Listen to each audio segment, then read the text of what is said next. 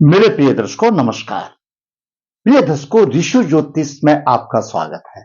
दर्शकों, जैसा कि आप जानते हैं कि ऋषि ज्योतिष आपकी दी हुई कुंडलियों में जो आपको परेशानी आ रही है उसमें आपको क्या परेशानी आ रही है, उसका क्या उपाय है। कहने का मतलब वास्तविक कुंडली में एक या दो जो परेशानी आपकी होती है उसके ऊपर वीडियो बना करके आपका मार्गदर्शन करता है। उससे आपका भी मार्गदर्शन होता है और मेरे दूसरे दर्शकों का भी मार्गदर्शन होता है। जरूरत है मेरे चैनल पर बने रहने के लिए। आप चैनल पर बने रहिए। आपका जिसने भी दिया है, कोई कमेंट्स में दिया है या व्हाट्सएप में कहा है या फेस टू फेस कहा है, फोन पे कहा है, अवश्य वीडियो बना करके ऋषि ज्योतिष सूप का मार्गदर्शन करेगा। कोई चिंता की नहीं जरूरत है बने रहने की। अंत में कहूंगा कि मैं जो भी वीडियो बनाता हूं आपकी परेशानियों से बताता हूं। जरूरत है उसको भली भांति सुनने की और अपना मार्गदर्शन लेने की। मैं ज्ञान, अपना अनुभव, अपना ज्ञान और शास्त्र के अनुसार से ही कुंडली का विश्लेषण करता हूं। आज के इस एपिसोड में एक नौजवान पुरुष का हम वर्णन करेंगे जो कि उसका जीवन संघर्ष में है। सबसे पहले मैं आपको एक कुंडली की रूपरेखा बताता हूं। आपकी कुंडली चाहे किसी भी लगन की हो। दर्शकों, मैं हमेशा बताता हूं ये कुंडली के 12 भाव हैं। ये लगन है द्वितीय, तृतीय, चतुर्थ, पंचम, छठा, सप्तम, अष्टम, नवम, दसम, एकादश, द्वादश भाव है। इन द्वादश भावों में हमारे जीवन में मिलने वाले सभी सुख दुख का निर्धारित कोटा होता है जो हम अपने पूर्व जन्म के प्रभाव के आधार पर लेके आते हैं। वह बात अलग है। शास्त्रों में अशुभ प्रभाव के लिए उपाय दिए गए हैं। मनुष्य का कर्म है उपाय करना। परंतु आज मैंने पहले भी बताया, मैं खास एक विशेष आपकी कुंडली में बात बता देता हूं। कुंडली में 3 ग्रह ऐसे होते हैं उनका शुभ स्थिति में बलवान होना अगर है, अच्छा है तो जीवन नैया पार हो जाएगी। पहले क्या है? लगन और लग्नेश। लगन और लग्नेश स्वयं का प्रतिनिधि करता है। जिसकी कुंडली है वह जातक स्वयं है। दूसरा है पंचम भाव का स्वामी। पंचम भाव त्रिकोण का भाव है, शिक्षा, बुद्धि, विवेक का भाव है, संतान का भाव है। तीसरा है नवम भाव, भाग्य भाव, धर्म भाव का स्वामी। कोई भी कुंडली की जो रचना बनेगी वो लग्नेश, पंचमेश और नवमेश आपस में मित्र होंगे। साधारण तौर पर मैं आपको एक मोटे तौर पर बता देता हूं, जो ज्योतिष का एबीसीडी नहीं जाता उसके लिए ये मेरे शब्द है कि लग्नेश कुंडली का संचालक है, स्वयं का प्रतिनिधि है और पंचम भाव और नवम भाव ये उसके सहायक हैं। अगर इन 3 की स्थिति अच्छी है तो कुंडली बहुत अच्छी हो जाती है। बाकी तो ग्रह और भी मिल जाते हैं। दूसरा, एक कुंडली में महत्वपूर्ण भाव है छठा, 8वां और द्वादश। इनको त्रिक भाव कहा गया है। आप अपनी कुंडली, अपने बच्चे की कुंडली निकाल करके अभी देखिए, छठे, 8वें, 12वें भाव में जो कम से कम ग्रह होंगे वह कुंडली अपने आप में बलवान हो जाती है। क्योंकि ये 4 केंद्र हैं, ये त्रिकोण है, द्वितीय, धन का, एकादश, ये सबका अलग अलग है, भाव है, धन का भाव है। अगर इनके स्वामी 6, 8, 12 में पहुंच जाते हैं तो अपनी अशुभता खो देते हैं। और 6, 8, 12 के स्वामी केंद्रों में, त्रिकोण में आदि में आ जाते हैं तो वह उस संबंधित भाव की हानि करते हैं। हां, प्रासर जी ने यह बताया है कि 6, 8, 12 भाव विपरीत राजयोग भी बनाते हैं। इस कुंडली में भी बन रहा है, लेकिन कैसा बनेगा वो आप आगे चल करके देखें। तो कुंडली वो अच्छी मानी जाती है कि 6, 8, 12 भाव में कोई ग्रह ना हो। अब लग्नेश ही ऐसा आ जाता है, 6, 8, 12 में हो जाता है तो प्रबल पितृ दोष बन जाता है। आज हम विचार करेंगे लग्नेश छठे भाव में पाप प्रभावित प्रबल पितृ दोष है। और जब लग्नेश छठे भाव में आ जाता है, छठा भाव रोग शत्रु का है, उसको रोग और शत्रु घेर लेते हैं और स्वास्थ्य उसका नरम गरम हो जाता है। दूसरा करेंगे पंचमेश मंगल। पंचम भाव का स्वामी मंगल है और राहु से पीड़ित है, शिक्षा संतान में परेशानी वाली बात बनती है। अगला है नवम भाव का स्वामी अगर अष्टम भाव में आ जाए और क्रूर ग्रह हो, पाप प्रभावित हो, तो ऐसे जातक की हिंसक प्रवृत्ति भी होती है, दयावान नहीं होते, भाग्यहीन होता है। और अष्टम भाव गुप्त अंगों का भाव है, और भी दूसरे ग्रहों का सहारा लग जाता है तो सहवास सुख में परेशानी आ जाती है, स्त्री के साथ रति सुख उसका पीड़ित हो जाता है, कुछ भी मिलाकर के कहो उसका दाम्पत्य जीवन असफल हो जाता है।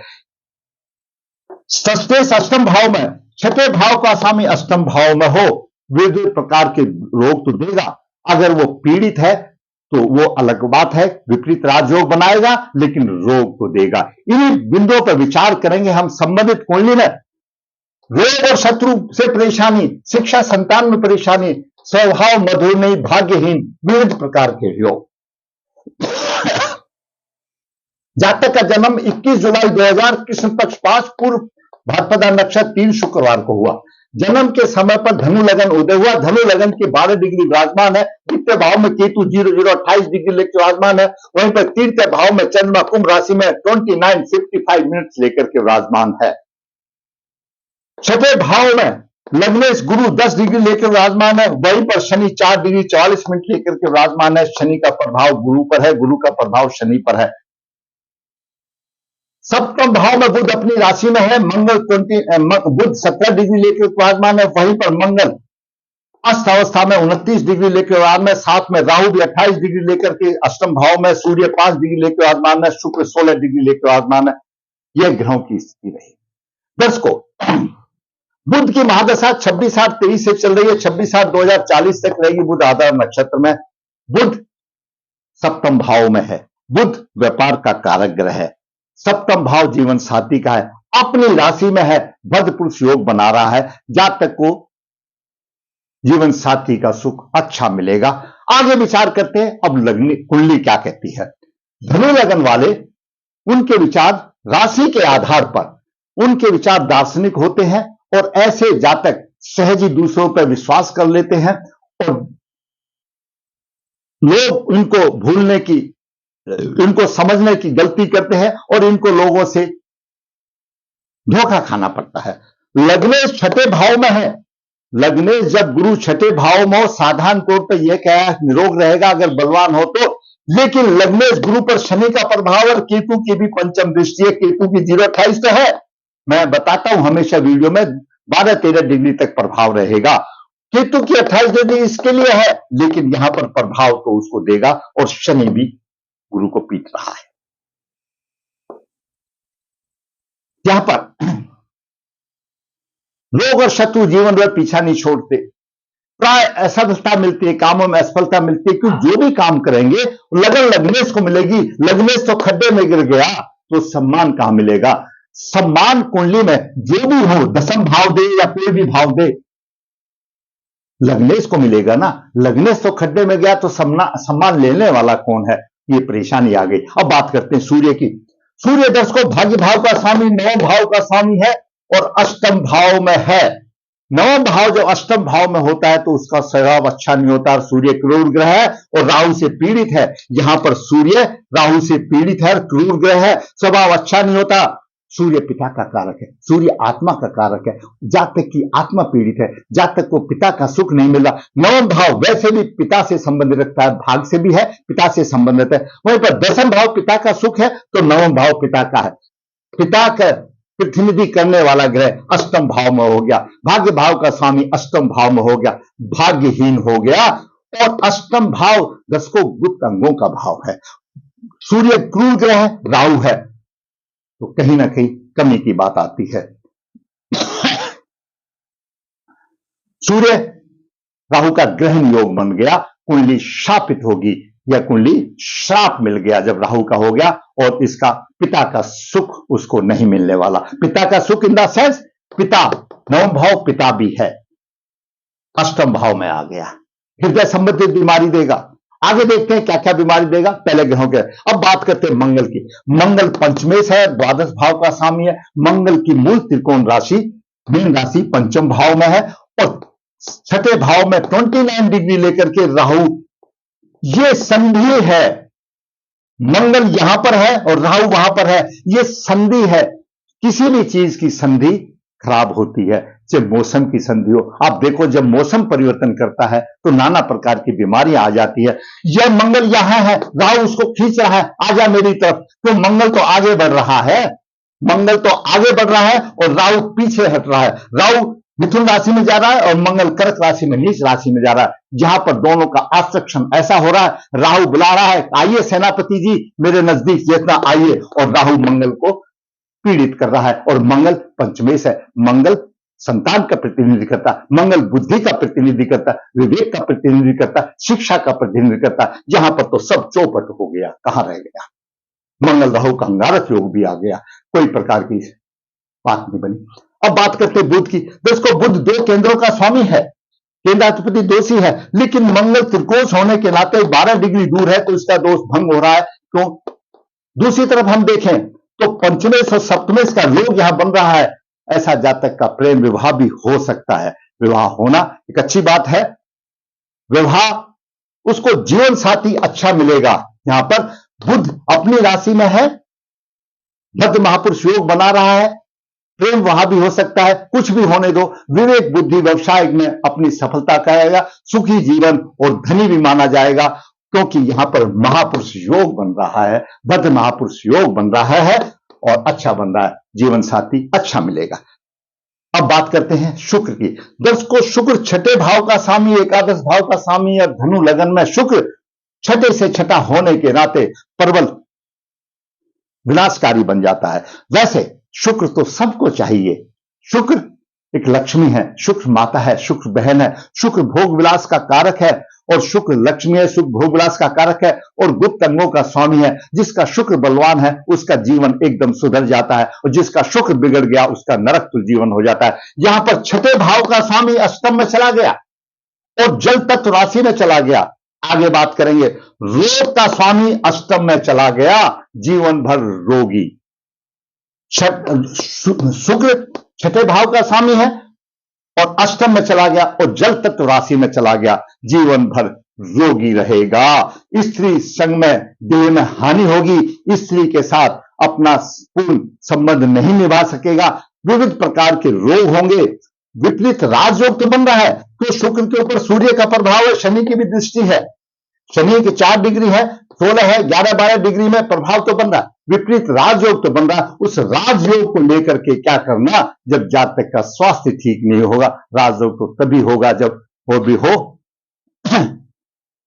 शुक्र विशेष परिश्रम से धन की स्थिति को काबू में करने की कोशिश करेगा, लेकिन शुक्र यहां पर पीड़ित हो गया और अष्टम भाव में शुक्र का पीड़ित होना यह एक अशुभता का प्रतीक है उसके दांपत्य जीवन के लिए। बात करते हैं शनि की। शनि द्वितीय भाव और तृतीय भाव का स्वामी है, छठे भाव में है, शत्रु पर प्रभावी रहेगा। क्यों? छठा भाव रोग शत्रु का है, भाई बहन कुटुंब से विरोध रहेगा, आयु की वृद्धि के लिए अच्छा रहेगा। शनि की तीसरी दृष्टि यहां पर पड़ रही है अष्टम भाव में, शनि की तीसरी दृष्टि अष्टम भाव में पड़ रही है और शनि भी सूर्य को पीड़ित कर रहा है। सूर्य के ऊपर राहु और शनि का प्रभाव आ गया, सूर्य के ऊपर राहु और शनि का प्रभाव आ गया और शनि और राहु धनु लगन के लिए अकारक है और सूर्य 9 भाव का स्वामी है, तो पिता के लिए अशुभता की बात बन गई। तो पिता का प्रतिनिधि करने वाला वैसे ही सूर्य है कुंडली में और 9 भाव का स्वामी, 9 भाव पिता से संबंधित होता है, पिता का प्रतिनिधि होता है। उसके ऊपर शनि और राहु का प्रथाजनक कार्य हो गया, अगले जातक को पिता का सुख नसीब नहीं होगा। कारण से कुछ भी हो, पिता के सुखों में हानि आ जाएगी और सूर्य के ऊपर राहु और शनि का प्रबल प्रभाव आ गया, खर्चा अधिक होगा, दसम दृष्टि से पराक्रम तो होगा, तो क्या करना। दूसरी तरफ दर्शकों, शनि वैराग्य का कारक है और गुरु लग्नेश है।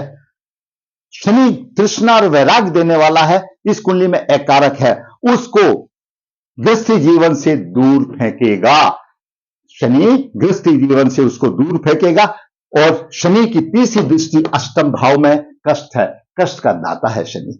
इस कुंडली में अकारक है, यहां पर ये समस्या वाली बात आ गई। अब बात करते हैं राहु की। राहु अष्टम भाव में कर्क राशि में है, पेट से संबंधित बीमारी होगी, जीवन में संघर्ष होगा,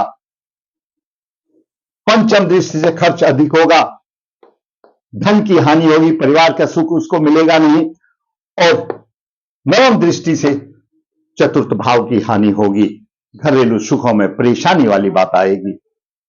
बात करें केतु की, केतु द्वितीय भाव में है, धन और कुटुंब में कठिनाई होगा, धन के लिए परिश्रम करना पड़ेगा। पंचम दृष्टि से शनि और गुरु को यहां पर पीड़ित कर रहा है, परेशानी होगी, रोगों का वास होगा, शत्रु शमन तो करेगा लेकिन रोग तो आएंगे। और नवम दृष्टि व्यवसाय भाव पर पड़ रही है, व्यवसाय में परेशानी आएगी। अष्टम भाव पर सप्तम दृष्टि पड़ रही है, अष्टम भाव जातक का पीड़ित हो गया। अब बात करते हैं हम कंक्लूजन की। 10 को छठे भाव का स्वामी, छठा भाव रोगेश है, अकारक है, अष्टम में चला गया, दीर्घकालीन रोग देगा, पाप प्रभावित है, विपरीत राजयोग देगा। अभी कर्क राशि जल तत्व राशि है, जल तत्व राशि में राहु का प्रभाव भी होगा, सूर्य का भी होगा, शुक्र का भी होगा, शनि का भी होगा, मंगल भी संधि में है, राहु खींच रहा उसको 29 डिग्री पर है, उसका भी प्रभाव कुछ ना कुछ कर्क राशि पर जाएगा, तो यह भी नीच स्थिति में हो गया, तो कर्क राशि पीड़ित हो गई। सीधी सी बात है, कर्क राशि पीड़ित हो गई। राहु यहां से देखेगा नवम दृष्टि से, तो राहु की नवम दृष्टि चंद्रमा के यहां पर पड़ेगी, यहां पर पड़ेगी राहु की नवम दृष्टि, और चंद्रमा 29 पर है, तो इस दृष्टि से भी चंद्रमा भी पीड़ित होगा, कर्क राशि भी पीड़ित, चंद्रमा भी पीड़ित। अब चतुर्थ भाव, चतुर्थ भाव का स्वामी गुरु भी छठे भाव में आ गया, क्यों? लग्नेश भी है, चतुर्थ भाव का स्वामी भी है, वह भी केतु से पीड़ित हो गया, शनि से प्रभावित हो गया। अभी ध्यान से देखिए दर्शकों, किसी भी कुंडली में मैं आपको कर्क राशि से संबंधित, क्योंकि इसमें रचना ऐसी बनी है, चतुर्थ भाव और चतुर्थ भावेश की स्थिति क्या है, कर्क राशि और कर्क राशि के स्वामी चंद्रमा की स्थिति क्या है। अभी दर्शकों देखिए, कर्क राशि जल तत्व राशि है, रोगेश का स्वामी शुक्र आ गया, उधर से सूर्य भी आ गया, राहु भी आया, केतु का प्रभाव आ गया। संक्रामक रोगों से जातक पीड़ित रहेगा, कफ प्रकृति से जातक पीड़ित रहेगा, फेफड़ों से संबंधित जातक को बीमारी आएगी, और चतुर्थ भाव का स्वामी पर भी, चंद्रमा पर भी राहु का कहीं ना कहीं प्रभाव है, और चतुर्थ भाव का यानी कर्क राशि का स्वामी चंद्रमा भी कहीं पर प्रभाव है, और चतुर्थ भाव का स्वामी भी यहां पर पीड़ित है। अब बात बची तो थोड़ा सा चतुर्थ भाव की बनी, आप उसको 4 भागों में डिवाइड कर दीजिए, तो यानी 100% को 75% उसको परेशानी आ गई, 25% भाव पर कोई अशुभ प्रभाव नहीं है, तो मानसिक बल कमजोरी भी हो गया। और चतुर्थ भाव से संबंधित, सुख से भाव से संबंधित जब कारक है पीड़ित हो गया, सुख का भाव पीड़ित हो गया, माता रोगिणी रहेगी, जातक स्वयं रोगिणी रहेगा, ये सारी परेशानियां आ गई कुंडली में। इसलिए मैंने आपको बताया कि किसी भी कुंडली में लगन का स्वामी, पंचम का स्वामी और नवम का स्वामी बलवान हो तो कुंडली बड़ी अच्छी सुधर जाती है। और शुक्र और लगन का स्वामी, शुक्र और लगन का स्वामी 6, 8, 12 में भाव हो तो ऐसा ज्योतिष के विद्वानों का, शास्त्रों का कथन है, अब उसको फेफड़े से संबंधित बीमारी होगी ही, और कर्क राशि पीड़ित होने से तो यह समस्या और भी गहन आ जाती है, तो 6 योग होने की भी समस्या आ जाती है, केतु का प्रभाव है।